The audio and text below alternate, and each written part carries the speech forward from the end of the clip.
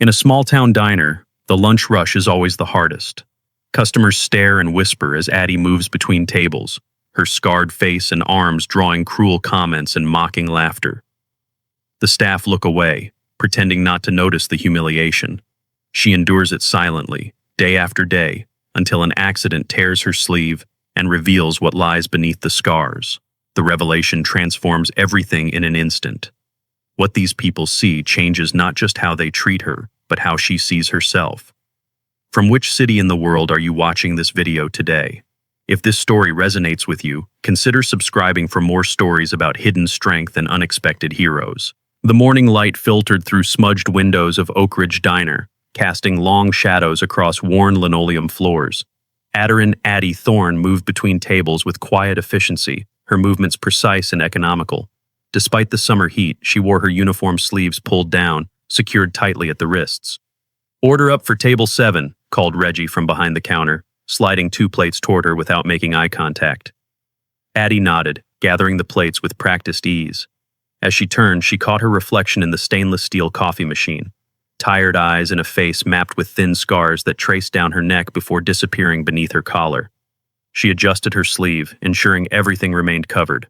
The diner had its usual mix, locals who had grown accustomed to her presence and tourists passing through who had not.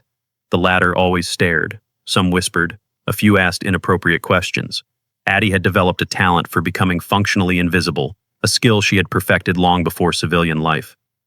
The bell above the door chimed as a group of 4 businessmen entered, dressed in crisp suits that marked them as outsiders in this small military town. Their leader, a man with an expensive watch and practiced smile, surveyed the diner before selecting a corner booth. "I will take that table," offered Kayla, another waitress, glancing nervously between the men and Addie. "No," Reggie said firmly. "Addie's section. She is up." Addie gathered menus and approached the table with a neutral expression. "Good morning, gentlemen. Coffee to start?" The leader, Callum, she would later learn from his credit card, looked up with dismissive eyes that changed the moment they registered her face. His smile faltered. "Actually," he said, "could we get someone else?" Reggie, watching from the counter, shook his head slightly. "I will be your server today," Addie replied evenly. "Our special is the club sandwich with house-made potato salad." Throughout their meal, the businessmen created small humiliations, a repeatedly dropped napkin, a spilled water glass, comments just loud enough for her to hear, "Must have been some accident," and "Probably a meth lab explosion." At the next table, a young couple with a child kept stealing glances. The mother eventually whispered to her daughter, who had been staring openly, "Do not look, honey. It is not polite." Addie pretended not to notice any of it. She had endured far worse. At the counter, an older man sat alone, nursing a black coffee. Sergeant Major Elior Blackwood observed everything with the stillness of someone accustomed to gathering intelligence. His weathered hands wrapped around his mug bore the calluses of decades of service.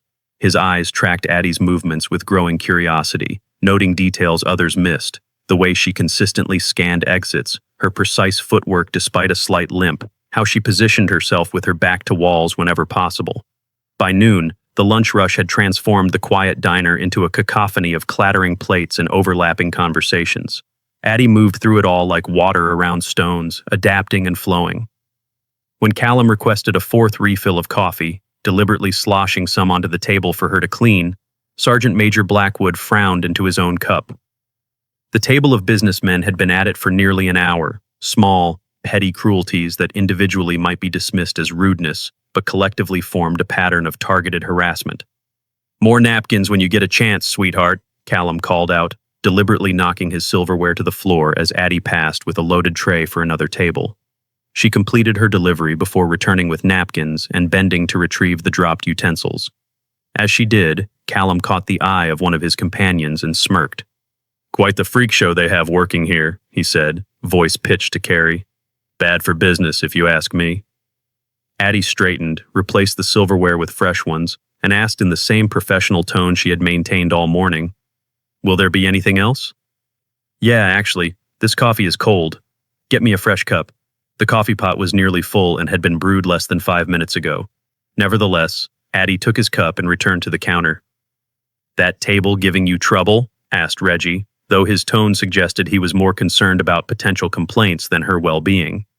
"Nothing I cannot handle," she replied, pouring the fresh, steaming coffee. As she returned to Callum's table, another customer pushed back his chair without looking, directly into her path. Addie sidestepped smoothly, the coffee remaining steady in her hand, a move that might have looked like luck to most observers, but caught Blackwood's attention immediately. The situational awareness and body control required for such a maneuver were not typical of civilian restaurant staff. "Here is your coffee, sir," she said, placing it carefully before Callum. He looked disappointed that his indirect attempt to make her spill it had failed. "Took you long enough," he muttered. An elderly couple at a nearby table watched the exchange with growing discomfort. The woman leaned toward her husband and whispered something that made him shake his head sadly. Addie checked on her other tables, refilling water glasses and clearing plates with the same quiet efficiency. A family with teenage boys entered and took seats at a booth in her section. One of the boys openly stared at her scars, nudging his brother until their father noticed and gave them a stern look. "Hey, lady," called Callum as Addie passed his table again. "We need our check. Some of us have real jobs to get back to." The slight emphasis on real hung in the air. Addie nodded and retrieved their bill from the register. When she returned, Callum made a show of examining the total. "Seems high for such mediocre service," he commented loudly. "I can have the manager review it if you would like," Addie offered, her expression unchanged. "No, do not bother," Callum replied, tossing down a credit card. "Just run it." As Addie walked away with his card, Callum turned to his companions. $20 says those scars are self-inflicted, probably some kind of attention-seeking thing." The man directly across from him frowned slightly. "Maybe we should just pay and go, Cal." "What?" "I am just making conversation. Not my fault they hired damaged goods to serve food." When Addie returned with the receipt for signature, Callum made a point of writing a large 0 in the tip line while making sure she could see it. "Maybe try smiling more," he suggested with a smirk. "Might help with the tips." His companions laughed, though one looked away, clearly uncomfortable. They gathered their things and stood to leave, but as they did, Callum intentionally bumped against Addie's arm, causing her to step back to maintain her balance. "Whoops," he said insincerely. "Did not see you there." They exited, the bell above the door chiming their departure. Several customers visibly relaxed once they were gone. Addie cleared their table, finding the napkins balled up and stuffed into the water glasses. She cleaned everything without comment and reset the table for the next customers. Sergeant Major Blackwood remained at the counter, now on his third cup of coffee. He had nursed each one slowly, watching the interactions with growing intensity. As Addie passed him with her arms full of dirty dishes, he spoke for the first time. Those men were out of line. Addie paused, regarding him carefully. "Happens sometimes," she said simply. "More often than it should, I would guess." She gave a non-committal shrug and continued to the kitchen. When she returned, Blackwood had left exact change for his coffee, plus a generous tip beside his empty cup. The afternoon continued in its rhythm of customers arriving and departing. The lunch rush gradually subsided, leaving only a few occupied tables by mid-afternoon. Addie moved through her tasks methodically, restocking napkin dispensers and refilling salt and pepper shakers during the lull. At 3:30, the bell chimed again as the after-school crowd began to arrive. A group of high school students claimed the large corner booth, their backpacks creating obstacles in the aisle. Addie navigated around them, delivering menus and taking drink orders with the same quiet efficiency she had maintained all day. "Check out her face," one girl whispered to another as Addie walked away. "Do you think it was a car accident?" "More likely a house fire," replied her friend. "My cousin is a nurse. Says burn victims often look like that." "I would never leave the house if I looked like that," said the first girl, loud enough for Addie to hear as she returned with their sodas. The girl flushed when she realized Addie had overheard, but rather than apologizing, she became defensive. "What?" "We were just wondering." "Let me know when you are ready to order," Addie replied, as if she had not heard the comment at all. As the afternoon wore on, fatigue began to show in the slight stiffness of Addie's movements. Her right leg, which had displayed a barely perceptible limp in the morning, now showed more pronounced compensation patterns. Still, her face remained composed, revealing nothing of the discomfort she might be feeling. At 4:45, 15 minutes before the end of her shift, the bell chimed once more. A large party entered. 8 people dressed in business attire similar to Callum's group from earlier. Addie suppressed a sigh as they settled into her section, spreading papers across 2 pushed-together tables.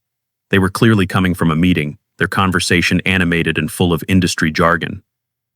"We will need separate checks," announced their apparent leader, a woman with sharp features and a designer handbag. "And we are in a hurry." Reggie caught Addie's eye from behind the counter and shrugged apologetically. They both knew this would extend well past the end of her shift. Addie gathered her notepad and approached the table with the same professional demeanor she had maintained all day. "Good afternoon. My name is Addie. I will be your server. Can I start you with something to drink?"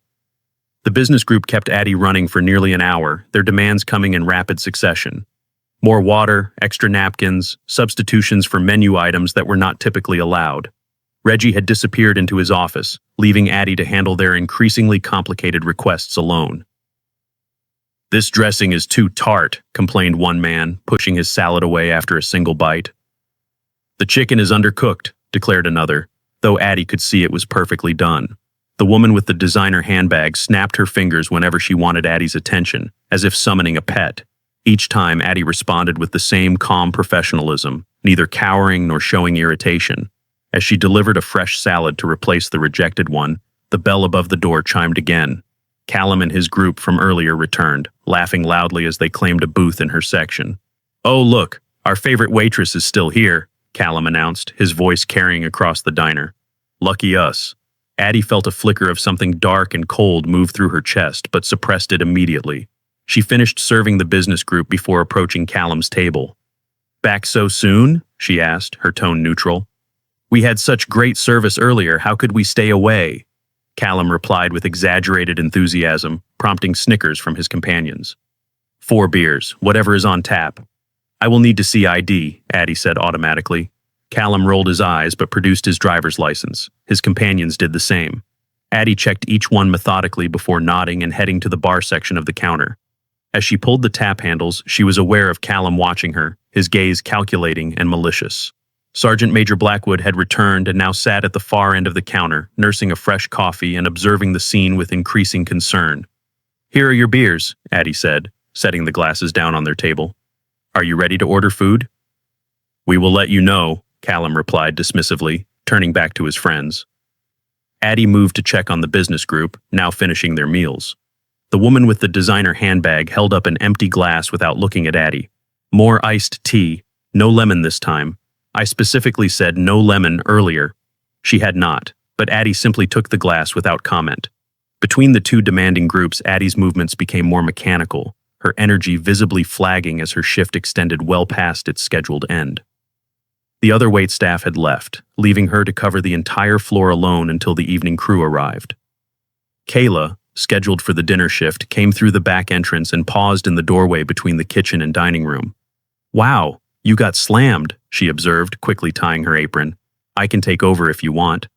"I am almost done," Addie replied, gesturing to the business group who were now requesting their separate checks.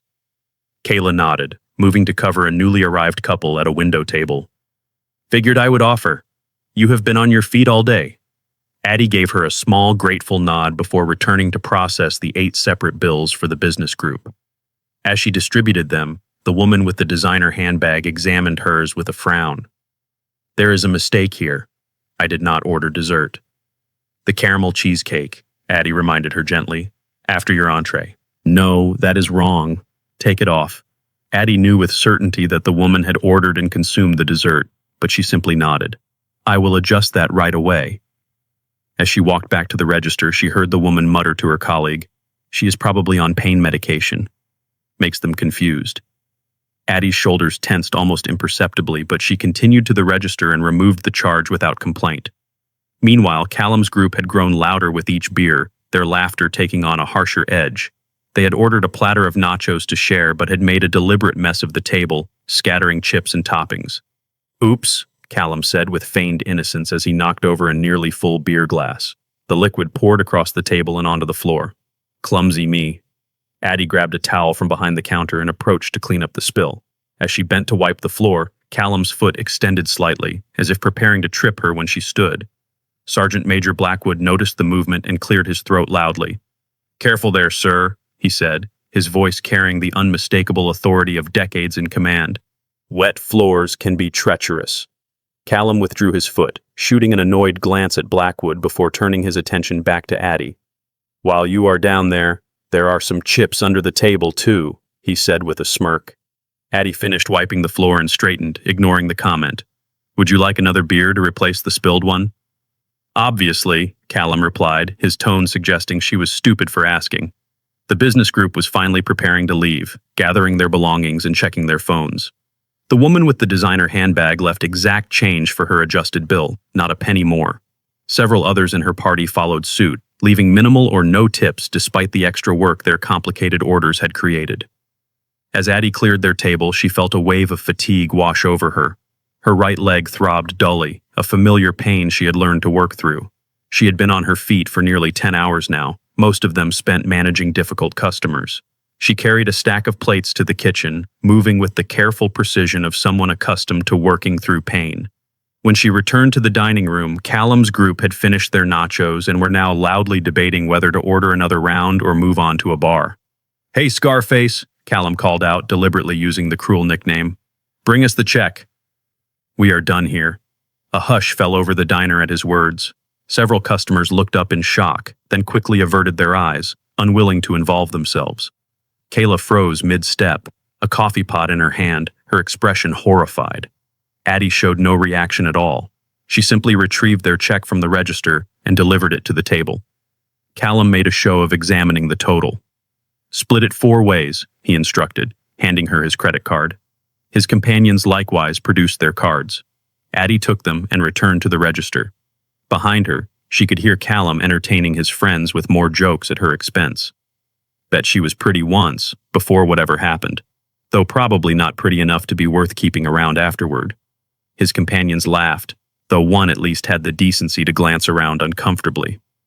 Addie processed the cards methodically, her face betraying nothing of what she might be feeling. As she returned to their table with the receipts for signature, Callum deliberately dropped his pen on the floor. "Pick that up for me, would you?" he said, not even looking at her. Something flashed in Addie's eyes then, so brief it was almost imperceptible.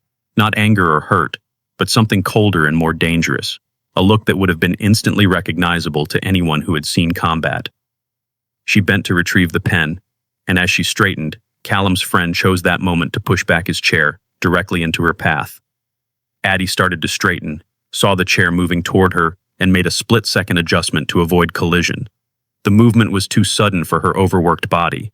She maintained her balance, her training ensuring that, but the tray of empty glasses she had been preparing to clear from a nearby table was not so fortunate. It tipped precariously as she tried to compensate. Addie executed a remarkable recovery maneuver, twisting her body to catch the tray before it could crash to the floor. The glasses remained intact, a testament to her exceptional reflexive control. But the sudden movement had consequences of its own. The right sleeve of her uniform, already strained from hours of continuous movement, tore completely from shoulder to elbow with an audible rip. The sound seemed to echo through the diner, drawing all eyes to Addie as she stood frozen, tray balanced perfectly in one hand, her right arm now fully exposed. The expected scars were there, pale lines and patches of damaged tissue that matched those visible on her face and neck. But what silenced the room was what lay beneath and among them.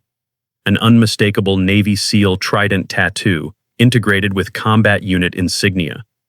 Below it ran a list of names, each inscribed with precision and care. Callum's laughter died in his throat. His face drained of color as recognition dawned.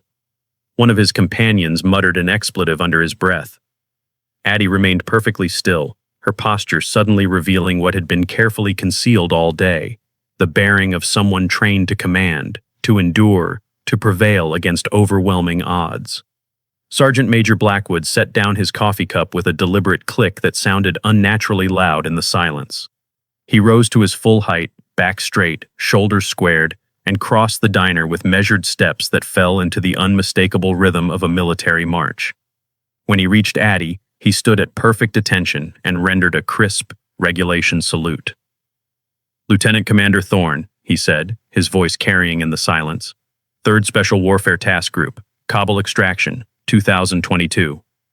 The revelation rippled through the diner like a shockwave. An older man at a corner table removed his baseball cap, revealing the close-cropped gray hair of a veteran. A woman in scrubs pressed her hand to her mouth, eyes widening in recognition of the mission reference. Addie looked at Blackwood for a long moment, something unreadable passing between them. Then she acknowledged his salute with a small, precise nod that confirmed her identity as surely as if she had spoken aloud. She set the tray down on the nearest table with perfect control, then reached calmly into her pocket. She withdrew a small silver clip, the kind used to secure rolled sleeves in military fashion, and fastened what remained of her sleeve, deliberately exposing her tattoo completely rather than hiding it. The diner remained suspended in uncomfortable silence as she resumed delivering the signed receipts to Callum's table. Her movements had changed subtly, no longer those of someone trying to be invisible, but of someone who had chosen to conceal their true nature and now no longer needed to do so. Callum attempted to speak, his mouth opening and closing without sound before he finally managed, "I did not know. We did not realize who you were." Addie regarded him with the same neutral expression she had maintained all day.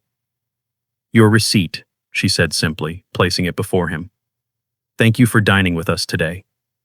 The words were identical to those she had spoken to dozens of customers, but now they carried an entirely different weight.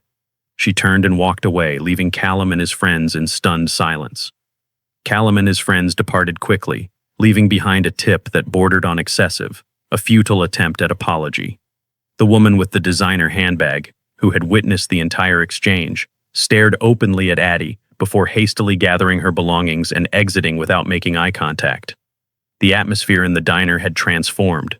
Customers who had previously averted their eyes now watched Addie with newfound respect or curiosity. Kayla hovered nearby, clearly bursting with questions she did not dare ask. Reggie emerged from his office, having missed the revelation. He took in the unusual quiet in Addie's torn sleeve, his expression shifting from irritation to confusion. "What happened out here?" he demanded. "And what happened to your uniform?" Before Addie could respond, Sergeant Major Blackwood stepped forward. "A minor incident that has been resolved," he said, his tone making it clear that further discussion was unnecessary. Reggie looked between them, sensing he had missed something significant. "Your shift ended an hour ago, Addie. Kayla can take over now." Addie nodded, handing Kayla her order pad. "Table 12 is waiting on their dessert. Table 7 just got seated." Kayla accepted the pad with a new deference in her manner. "I have got it. You should go home and rest." "Thank you," Addie replied, the simple acknowledgement carrying more weight than usual. She untied her apron and moved toward the back room to collect her things. Reggie followed, his expression uncertain. "About the uniform," he began awkwardly. "That will have to come out of your pay, company policy." Addie regarded him steadily. "Of course," she said, her voice neutral. "I understand policy." Something in her tone made Reggie flush slightly. "Maybe just this once we can make an exception," he amended hastily, considering the circumstances. "No need," Addie replied, gathering her backpack from her locker. "I can cover it." Reggie cleared his throat. "Look, Addie, I did not know about your, service. If I had known, I would have done things differently." Addie shouldered her backpack. "Would you? Why?" The simple question left Reggie without an answer. He stepped aside as she moved past him toward the rear exit. Outside, the evening air held the lingering warmth of a late summer day. Addie paused, allowing her eyes to adjust to the natural light. Her posture had changed, the careful concealment of her military bearing now abandoned. She stood with the quiet confidence of someone who had commanded others in life-or-death situations. Sergeant Major Blackwood waited by an aged Ford pickup, his weathered face thoughtful. "Need a ride, Commander?" he asked as she approached. "I am not a commander anymore," she replied. "Just Addie is fine." "Once an officer, always an officer," he said with a slight smile. "That is what they told me when I retired." "How did you know?" she asked. "About Kabul?" "My nephew was Air Force pararescue. Said a crazy SEAL woman with dual operator qualifications orchestrated the entire extraction when comms went down. Not many female SEAL officers with that particular mission profile and that specific combination of skills." He shrugged. "Process of elimination." Addie nodded, appreciating his directness. "Why here?" he asked, gesturing to the diner. "With your record, you could write your own ticket anywhere." "Needed quiet," she said simply. "Somewhere I could just be. Figure out who I am without the uniform." "And have you? Figured it out?" Addie considered the question, looking back at the diner. Getting there. The VA has a group that meets Thursdays, Blackwood said casually. Nothing formal, just veterans helping each other navigate civilian life. You might find it useful. I will consider it, Addie replied, though her tone suggested otherwise. They could use someone like you, Blackwood added.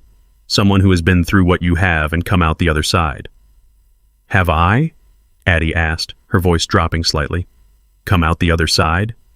Blackwood studied her face, reading the subtle signs of someone still carrying the weight of combat decisions. That is for you to answer, Commander. But I know what isolation does to warriors. It rarely helps. Addie nodded once, acknowledging his point without committing to anything. The offer stands, Blackwood said, climbing into his truck.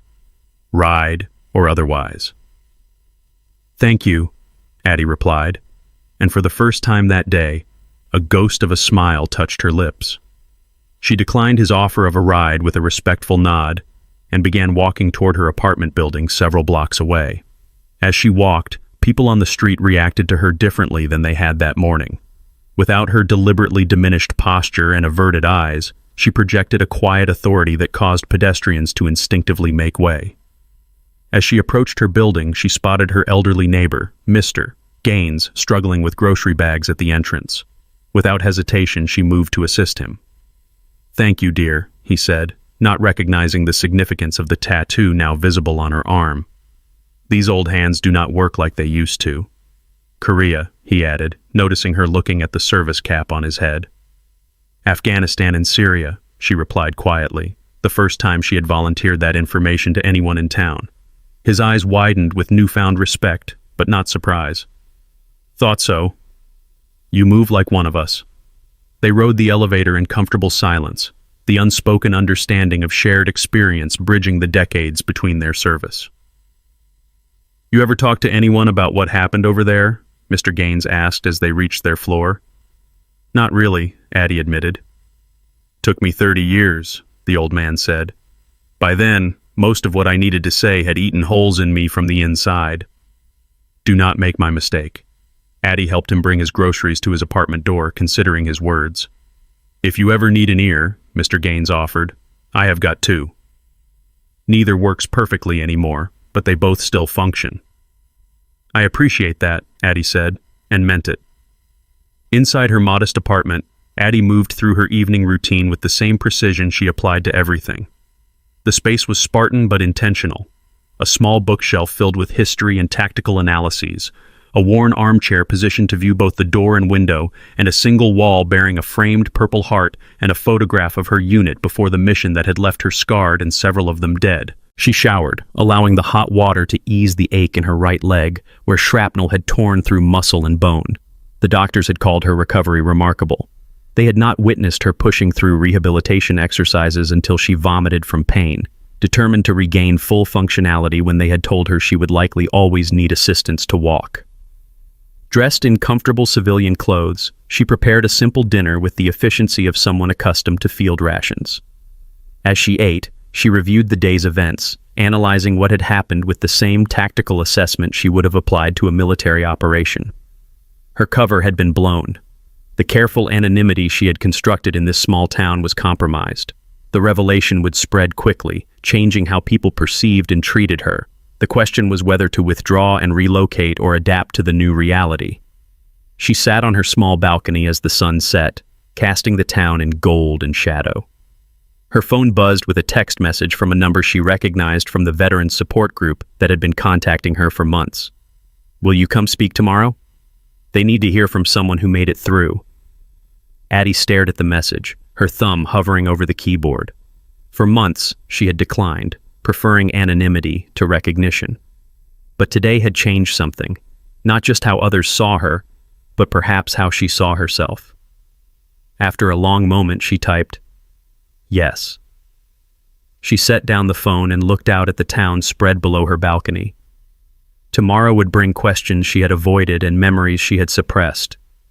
But perhaps that was the next mission. Not to hide from her past, but to use it to help others find their way forward. A young man passing on the street below glanced up and recognized her from the diner. He stopped, uncertainty on his face. then rendered a respectful salute before continuing on his way. Addie did not return it. She was not in uniform, and protocol did not require it, but she acknowledged it with a slight nod. That evening, as darkness settled over the town, Addie retrieved a small wooden box from beneath her bed. She opened it carefully, revealing the folded flag from the funeral of her teammate, Specialist Rivera, one of the names inscribed on her arm. Beside it lay her own military ID and the handwritten letter from a young Afghan girl whose family she had evacuated during the chaos of the withdrawal. The girl had pressed the small paper into Addie's hand as they reached the transport, whispering, "Thank you," in carefully practiced English. Minutes later, the explosion that left Addie scarred had claimed the lives of 3 of her team members. She had carried Rivera's body to the aircraft herself, despite her own injuries, refusing to leave him behind. Addie traced her fingers over the names on her arm, a private ritual of remembrance. Then she returned the box to its place beneath her bed. She had spent months trying to become invisible, to escape the weight of command and the memories of those she could not save. Perhaps it was time to stop running, to acknowledge both her scars and her strength. The decision made, she felt a subtle shift within herself. Not peace exactly, but a quiet determination to face whatever came next. She had survived battlefields that had claimed the lives of those she led. She could survive this too. Her phone buzzed again with another message from the veterans group. "We meet at 1900 hours tomorrow, Building C at the community center." This time she replied without hesitation, "I will be there." The scars that had marked her as different now told a story of service and sacrifice that needed no explanation or defense. In the fading light, they shimmered silver against her skin, battle maps of a journey that had brought her here, not as a victim to be pitied or mocked, but as a warrior who had survived. Sometimes the greatest heroes walk among us unnoticed, carrying burdens we cannot see and stories we need to hear. The following morning, Addie entered Oak Ridge Diner for her scheduled shift. She wore her uniform with the sleeves neatly rolled and secured, her scars and tattoo visible for all to see. The whispers that followed her were different now, respectful rather than cruel, curious rather than dismissive. Reggie approached her awkwardly. "Addie, I want to apologize for yesterday. For all the days, really. I should have stepped in when customers were being difficult." "It is all right," she replied simply. "No, it is not," he said with unusual firmness. "But it will be different going forward, I promise you that." Addie nodded once, accepting his words without needing to forgive. As she moved through her morning routine, preparing the diner for opening, she caught sight of her reflection in the stainless steel coffee machine. The same face looked back at her, scarred, serious, strong, but something had changed in her eyes. A guardedness had lifted, replaced by a quiet certainty. She was not just a waitress with scars. She was Lieutenant Commander Adarin Thorne, Navy SEAL, veteran of conflicts most civilians would never understand. And she was also simply Addie, finding her way forward one day at a time. Both were true. Both were her.